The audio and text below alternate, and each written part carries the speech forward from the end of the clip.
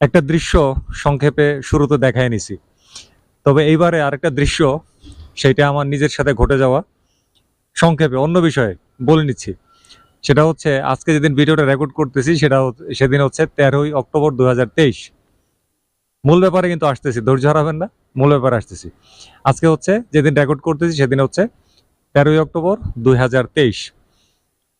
সকালে উঠে পিসিটা স্টার্ট দিলাম, স্টার্ট দিয়ে দেখি আমার যে এডিট করি যে পিসি ডেস্কটপ যে মনিটরের উপরে ডান দিকে ফ্যাকাশে ফ্যাকাশে ভাব হয়ে আছে। এটা দেখার পরে তো চেহারাটা আমার আরো বেশি ফ্যাকাশে হয়ে গেল। সাথে সাথে নিয়ে গেলাম ওয়ারেন্টিতে, ওয়ারেন্টি ক্লেম করলাম। মনিটরের 3 বছরের ওয়ারেন্টি ছিল, 1 বছরের মাথায় সমস্যাটা দেখা দিল। এখন সংশ্লিষ্ট কর্তৃপক্ষ বলছে সর্বনিম্ন 21 দিন, সর্বোচ্চ 28 দিনের মধ্যে এটা নিষ্পত্তি হবে। এখন বুঝতেই পারতেছেন যে 21 দিন আমার কাছে 21 দিন না, 21 বছর, আর 28 দিন মানে 28 দিন না, আমার কাছে হচ্ছে 28 বছর। মানে আমি এখন অন্ধ, পিসি ছাড়া বসে আছি। যাই হোক, এই 28 বছরের অপেক্ষায় আমি এখন আছি। এর আগেও হয়ে যেতে পারে। আর এখন আসলে ভিডিও ছাড়াতে আমার একটু অনিয়ম বেশি হবে। মোবাইলের সাহায্যে চেষ্টা করব কিছু কিছু মাঝে মধ্যে ফাঁকে ফোকরে এডিট করে ছাড়ার জন্য। আর এখন যে ভিডিওটা ছাড়তেছি এটাও কিন্তু মোবাইলে এডিট করেই ছাড়া। তো চলেন আমরা এবারে আমাদের আসল কথাবার্তায় প্রবেশ করি।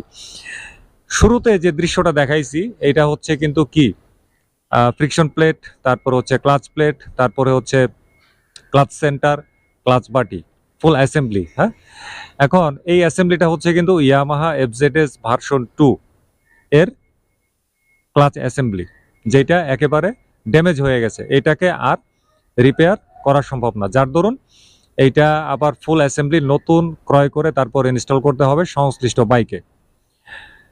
কেন আজকের ভিডিওটা রেকর্ড করতেছি জানেন? ব্যাপার হয়েছে, আমি দীর্ঘদিন যাবত লক্ষ্য করে আসছি ইয়ামাহা FZS ভার্সন 2 FI, তারপরে ইয়ামাহা FZS ভার্সন 3 FI, তারপরে হচ্ছে ইয়ামাহা ফেজার ভার্সন 2 FI।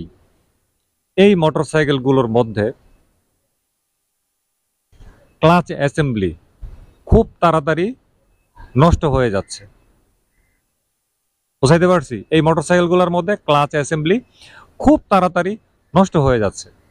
কিন্তু আসলে কেন এত তাড়াতাড়ি নষ্ট হচ্ছে? আর তাড়াতাড়ি বলতে আসলে আমি কি বোঝাচ্ছি?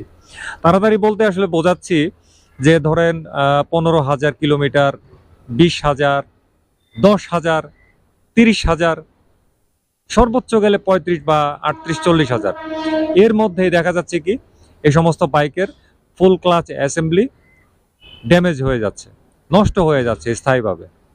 আসলে কেন হচ্ছে এটা নিয়ে আমি পূর্ণাঙ্গভাবে ওই রকম রিসার্চ করার চেষ্টা করছিলাম, কিন্তু আসলে ওইভাবে রিসার্চ করতে গেলে মানে ওই রকম সামর্থ্য আসলে আমার নাই। তো আমি আপনাদেরকে একটু সতর্ক করব অবশ্যই, যে বিশেষ করে যারা Yamaha FZS version 2 FI, version 3 FI, Fazer version 2 যেটাই চালান, ওই গ্রে মার্কেট থেকে কিনে সিবিও বাইক চালান আর বাংলাদেশ থেকে অফিসিয়াল বাইক কিনে চালান, যেটাই চালান, এই সমস্ত ব্যাপারে একটু সাবধান হবেন। ক্লাচ অ্যাসেম্বলি আসলে কেন নষ্ট হয় এই সম্পর্কে কিন্তু আমাদের প্রায় প্রত্যেকেরই কম বেশি ধারণা অবশ্যই আছে।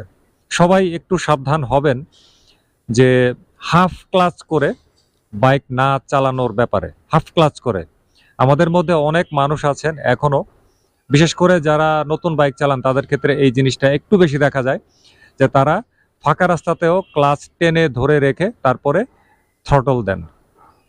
এটা খুবই একটা খারাপ অভ্যাস, এখান থেকে বের হয়ে আসতে হবে, যে কোনো বাইকের ক্ষেত্রেই হোক, যত দামি বাইকই হোক। তারপরে ধরেন ইঞ্জিন অয়েল।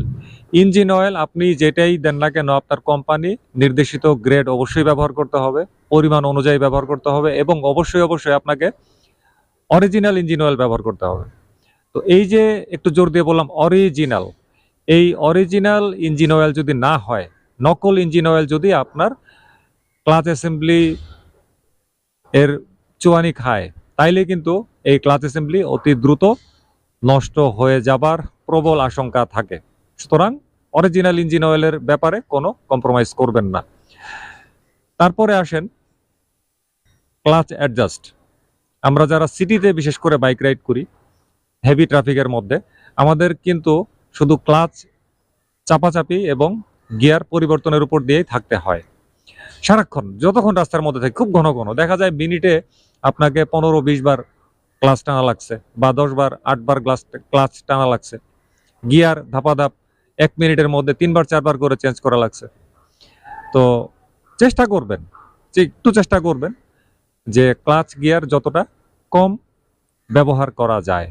আর ক্লাচ অ্যাডজাস্টমেন্ট, যেহেতু আমরা সিটির মধ্যে বিশেষ করে যারা বাইক রাইড করি তাদের ওই যে ক্লাচ গিয়ার আমরা খুব ঘন ঘন টানাটানি করি, সুতরাং আমাদের ক্ষেত্রে একটু সাবধান হওয়া উচিত যে প্রতি 7-8 দিন পর পর বা 10 দিন পর পর ক্লাচের টেনশনটাকে অ্যাডজাস্ট করা, ক্লাচটাকে অ্যাডজাস্ট করা।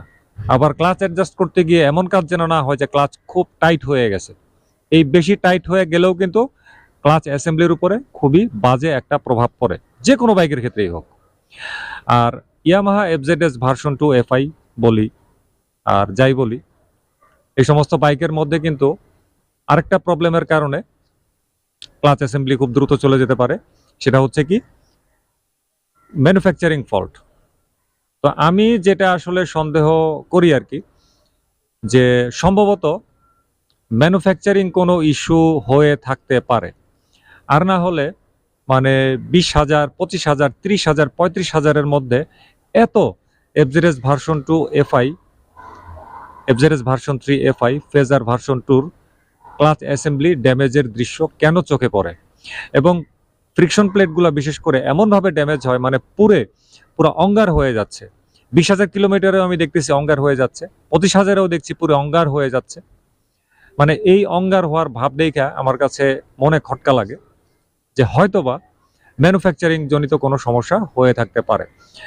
আর না হলে এত বাইকে বললাম তো এই ইস্যু কেন দেখতে হবে? তো কর্তৃপক্ষকে অবশ্যই উচিত এই বিষয়টার মধ্যে মানে কড়াকড়িভাবে একটু নজর দেয়া এবং একটু গবেষণা করা যে কেন এই ধরনের কাজ ঘটে যাচ্ছে। পাশাপাশি দেখেন অন্যান্য যেসব ব্র্যান্ডের মোটরসাইকেল আছে, যেমন আজ থেকে আমি বেশ কয়েক মাস আগে একটা Bajaj Pulsar twin disk ABS, Bajaj Pulsar 150 twin disk মোটরসাইকেলের ক্লাচ চলে যাওয়া নিয়ে, ক্লাচ প্লেট নষ্ট হয়ে যাওয়া নিয়ে একটা ভিডিও বানাইছিলাম। ওইটাতে ক্লাচ প্লেট চলে গেছিল মাত্র 700 কত কিলোমিটারে যেন। ভিডিওটা কিন্তু আছে আমার চ্যানেলে, চাইলে দেখে নিতে পারেন। তো ওই ভিডিওটা থেকে কিন্তু একটা নিশ্চয়তা আমরা পাইছিলাম যে ম্যানুফ্যাকচারিং ফল্ট। ওই ভিডিওটাতে কিন্তু দেখাইছিলাম যে ক্লাচ বা ফ্রিকশন প্লেটটা ওই গাড়ি থেকে বের করা হয়েছিল ওইটা টাল ছিল, অসমান্তরাল ছিল, এবং এই অসমান্তরাল অবস্থায় বাইকে এটা ফিটিং করা হয়। আরেকটা ব্যাপার হচ্ছে লক্ষণীয়, যে কোম্পানি থেকে এই মানে ফুল ক্লাচ অ্যাসেম্বলি মধ্যে যদি কোনো ত্রুটি থাকে, যেমন ত্রুটি বলতে ক্লাচ প্লেট, জি স্টিলের যে প্লেটটা এটাকেই আসলে আমরা ক্লাচ প্লেট বলি, বা অনেকে প্রেসার প্লেট বলে। আর ফাইবারের যে প্লেটটা গোল, এইটা হচ্ছে কিন্তু ফ্রিকশন প্লেট বা অনেকে ক্লাচ প্লেট বলে থাকে। তো এই জিনিসগুলা কিন্তু কোম্পানি থেকে যদি টাল হয়ে আসে, টাল মানে অসমান্তরাল, তো তাইলে আপনার ফ্রিকশন মানে ক্লাচ অ্যাসেম্বলিটা খুব তাড়াতাড়ি চলে যাবার জোরালো আশঙ্কা থাকে। যারা ক্লাচ রিঅ্যাসেম্বলি করছেন, আবার নতুন করে অ্যাসেম্বলি করছেন ক্লাচ সেট পরিবর্তন করে, তো কেনার সময় অবশ্যই এই ক্লাচ প্লেট, ফ্রিকশন প্লেট এগুলা টাল আছে কিনা সংশ্লিষ্ট দোকান থেকে ভালোভাবে চেক করে আনা, নাইলে কিন্তু জেলাও আবার শেকদই হবে। তো যাই হোক, ভাবলাম যে আজকের এই ভিডিওটার মাধ্যমে আপনাদেরকে একটু সতর্ক করি এই সমস্ত ব্যাপারে। একটু চোখ কান খোলা রাখবেন, বাইকের পরিচর্যার ব্যাপারে সতর্ক থাকবেন আর কি, অযাচিত খরচ যেন না যায়। অন্যান্য সব মডেলের বাইকে, সব কোম্পানির বাইকে কম বেশি এ ধরনের ঘটনা ঘটে, কিন্তু আমার কাছে অনেকদিন থেকেই আমি এটা লক্ষ্য করছি যে ইয়ামাহার এই বাইকগুলাতে এই সমস্যাগুলা একটু বেশি আসতেছে আর কি। তো যাই হোক, আজকের মতো এই ভিডিও এখানে শেষ করে দিলাম। তো সবাই ভালো থাকবেন, আগামীতে আবার কথা হবে অন্যদিন অন্য কোনো বিষয়ে। খোদা হাফেজ।